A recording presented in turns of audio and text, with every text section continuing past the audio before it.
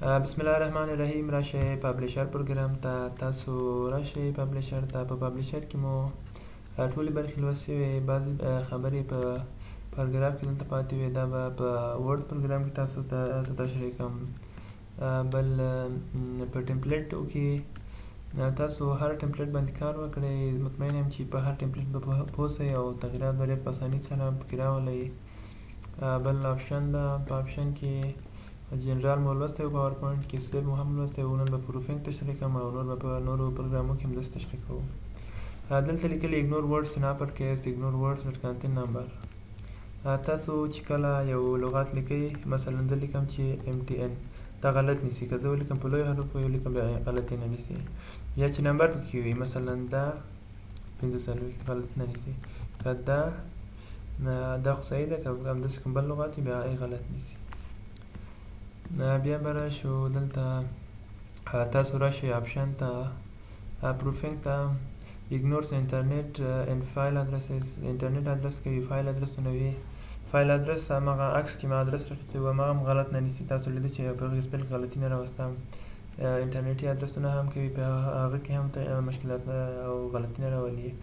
flag repeated words، کوم ورډ چې ریپیټډ وي هغه دوه ځلې تاته وایي. this is تاسو وینئ چې دا is دویم یې غلط نیولی، صحیح ده، دا یې فلګ کړی او موږ ته یې نشاني کړی. انټرنیټي ادرسونه په نور پروګرامو کې چې کله تاسو ولیکئ www.google.com چې ورکړئ هغه خپل اتومات انټرنیټي ادرس تبدیلیږي، خو دلته بیا نه کېږي. او بل د فایل ادرس مو زده ده تاسو. بیا راشئ آپشن ته، پروفینګ ته راشئ. enforce accented upper case in French، دا د فرانسوي لپاره دی چې بعضې accented words د هغو لپاره ده. suggest from main dictionary only، دا لغتونه چې تاسو سجست کېږي، کوم لغت چې مو غلط کړی وي. زه مثلا لیکم چې print is، دلته چې راسم دا صحیح ده، دلته به یو بل حرف هم ورکړم. تاسو وینئ چې اوس ماته دا ورته وګوره دغه لغتونه. غواړئ چې دا له کوم ځای ته راشي، له اصلي ډکشنري راسي، که تاسو کوم بله ډکشنري هم لرئ. دا به پروفینګ ته راشئ. دلته تاسو که غواړئ له اصلي ډکشنري راسي دا، که غواړئ که خپله کوم ډکشنري لرئ بیا دا. که غواړئ کوم لغتونه خپله اضافه کړئ دلته چې بیا غلطي ونه نیسي څخه، تاسو راشئ همغه لغتونه اضافه کړئ. مثلا بعضې نومان دې اضافه یې کړئ،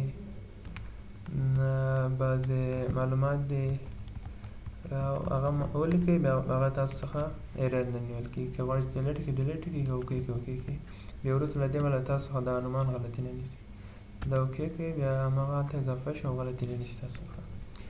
دا د فرانسوي لپاره ده او دا د اسپانیوي لپاره ده. چیک سپیلینګ as you type، کله چې تاسو ټایپ کوئ سپیلینګ مو چیک سي، او یا که کله چې مکمل ټایپ وشي بیا یې چیک کړي.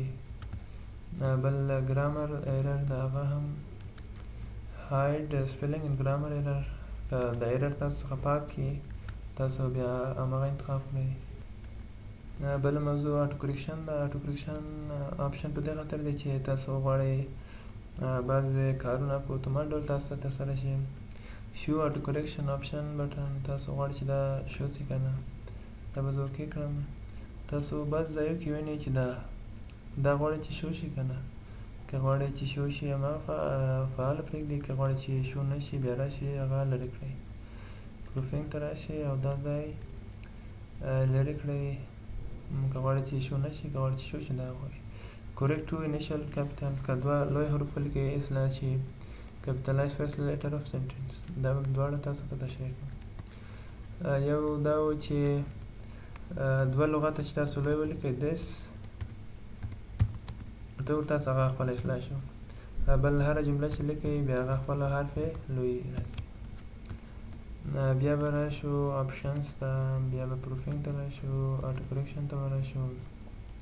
کپیټلایز فرست لیټر آف ټیبل سیل، ټیبل سیل به لوی حرف لوی وي او د هفتې ورځو به نوم به یې په لوی حرف راځي.